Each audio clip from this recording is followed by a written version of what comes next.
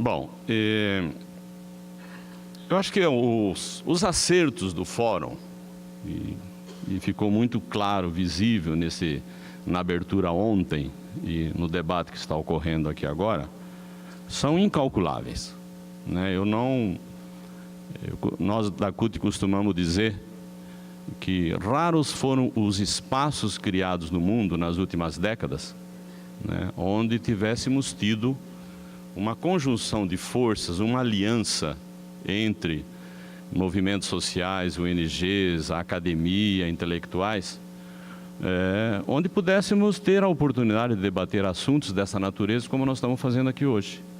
Uma coisa é cada movimento social ter a sua agenda, estabelecer as suas ações, lutar pela sua pauta de reivindicação, etc.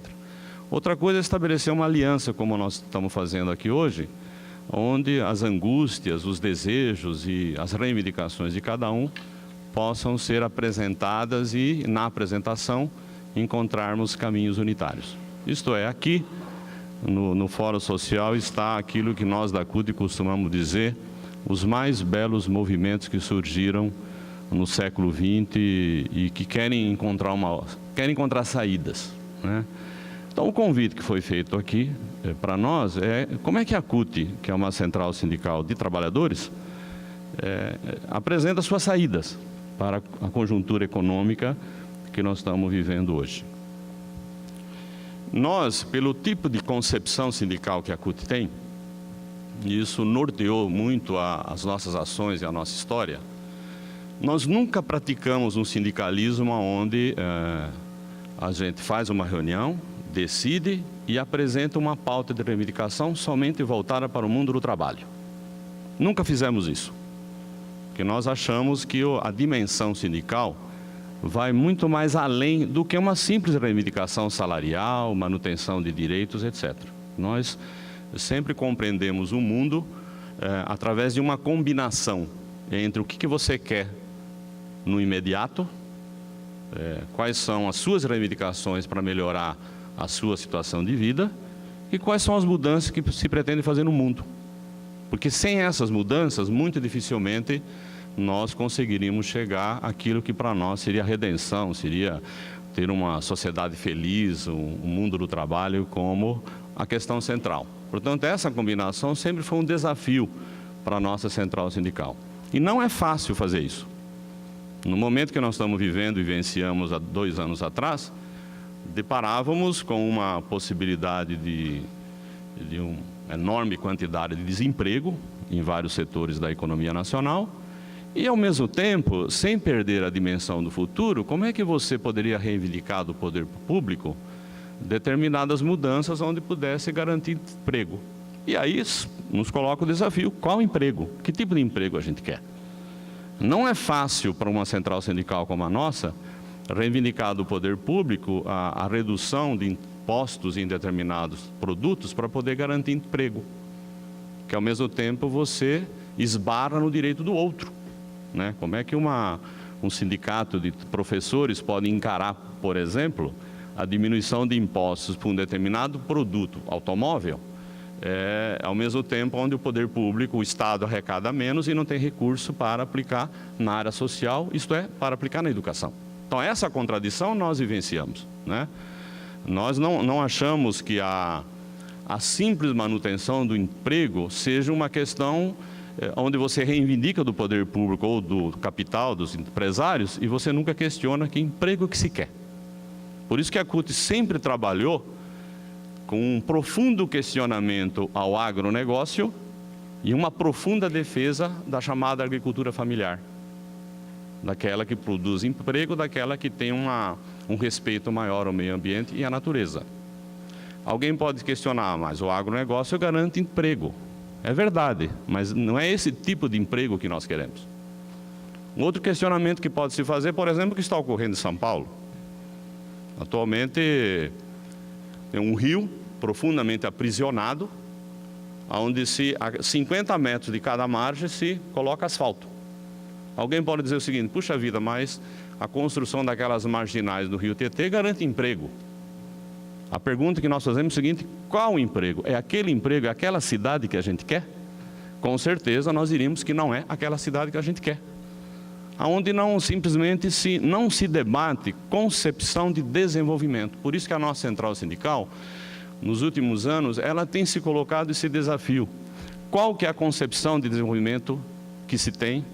Qual é a combinação que se apresenta entre o que é você resolver uma pauta de reivindicação, uma questão imediata de uma categoria profissional, sem perder a dimensão de futuro? Esse é o desafio. E não é fácil fazer isso com o movimento sindical internacional. Quer dizer, a nossa central sindical sempre se colocou esse desafio, não somente nós, mas acho que outras centrais sindicais, outras organizações. Mas esse não é um debate muito comum no movimento sindical internacional. Todos nós sabemos que o movimento sindical europeu é profundamente protecionista. Eles encontram uma enorme dificuldade para debater determinados assuntos que para nós são candentes.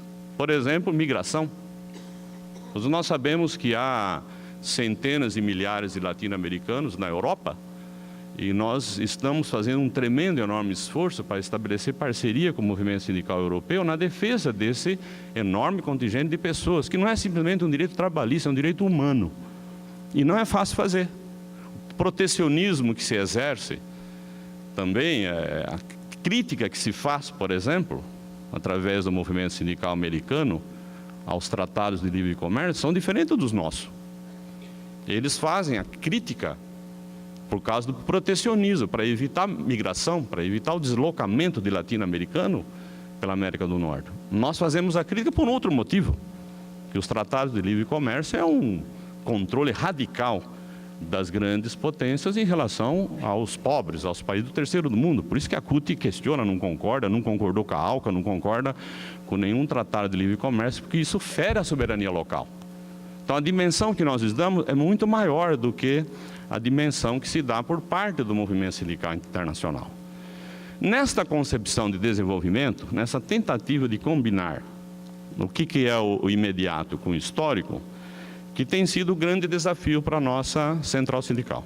Nós, ao longo desses últimos anos, nós consideramos que o desenvolvimento ele não pode estar descolado de uma dimensão mais ampla que leve em consideração o profundo respeito ao meio ambiente.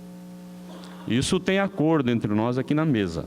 Quer dizer, nós não achamos que o desenvolvimento econômico simplesmente possa ter como ter como algo central, por exemplo, a China. Tudo bem, os chineses crescem lá 8, 9, 10% ao ano. Mas não levar em consideração dois aspectos fundamentais, que é a dimensão humana e o profundo respeito à natureza, ao meio ambiente, não é esse tipo de crescimento econômico que nós queremos.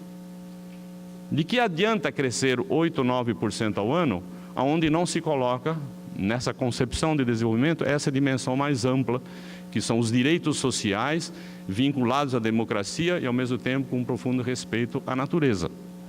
Então, quando a nossa central sindical, junto com outras centrais sindicais brasileiras, apresentaram recentemente um projeto de desenvolvimento para o país centralizado no mundo do trabalho, é porque nós temos essa compreensão de que a crítica econômica que nós fazemos é uma crítica econômica que leva em consideração as questões voltadas ao mundo do trabalho e que se questionar permanentemente sobre este assunto. Não basta simplesmente a garantia do emprego, mas ao mesmo tempo a gente questionar que tipo de emprego que é este. Por isso que a nossa central sindical, nos últimos anos, ela tem atuado de forma bastante forte naquilo que a nossa Central Sindical Mundial, CSI e a OIT, tem se pautado, que é o trabalho decente. Todo ano, no dia 7 de outubro, a CUT, junto com o Movimento Sindical Mundial, sai às ruas reivindicando emprego decente, trabalho decente. Porque se a gente não centra o desenvolvimento no mundo do trabalho, a gente simplesmente não pauta aquilo que é essa dimensão muito mais humana, quer dizer, o futuro da Terra, onde você vira simplesmente uma máquina, um crescimento econômico onde você não é o ator principal, você não age em função dele, mas você é uma máquina de produzir, de ampliar o processo de produção, sem se questionar o tipo de trabalho que se faz. Por isso que a nossa central sindical, também nos últimos anos, ela tem desenvolvido as suas ações muito voltadas também para a chamada economia solidária. Porque não é simplesmente você discutir economia solidária, seja ela em qualquer setor da economia, no campo, na cidade, na produção industrial, etc. Mas você se colocar um desafio onde o trabalhador tem que ser o agente do processo, e não simplesmente um cidadão que chega na fábrica, no seu local de trabalho, produz sem ter a dimensão daquilo que está produzindo e do escoamento do produto de que ele está produzindo. Mas, acima de tudo, ele tem controle do processo. Ele produz, ele é agente do processo de produção e ele é agente do processo de escoamento daquele produto. Não é com isso, não estou querendo dizer que através disso nós vamos construir o socialismo ou vamos fazer um profundo questionamento da sociedade capitalista, mas é uma experiência que a classe trabalhadora tem que passar para que ela deixe de ser aquele cidadão mecânico que não tem controle do seu processo de produção, etc. Então, essas experiências que a nossa central sindical apresenta, discute, implementa, é uma forma da gente fazer aquilo que é fundamental, que é a gente dar essa dimensão mais ampla do que significa a luta por hegemonia. Todos nós sabemos que um sindicato de uma categoria profissional, quando ele apresenta uma pauta de reivindicação, nos moldes como nós compreendemos, você está fazendo um profundo questionamento à sociedade vigente, ao Estado, ao autoritarismo do Estado, à ausência de negociação coletiva por parte do empresário e às vezes por parte do Estado. Nós temos uma experiência muito rica aqui no Brasil do autoritarismo do Estado brasileiro no que se refere à negociação conosco. Os empresários nem se falam, porque isso é uma luta de classe histórica mesmo. Eu ainda acredito que a luta de classe existe, diferentemente de alguns intelectuais do campo da esquerda que acharam que a luta de classe perderam a sua dimensão e deixaram de existir. Nós sabemos que isso existe.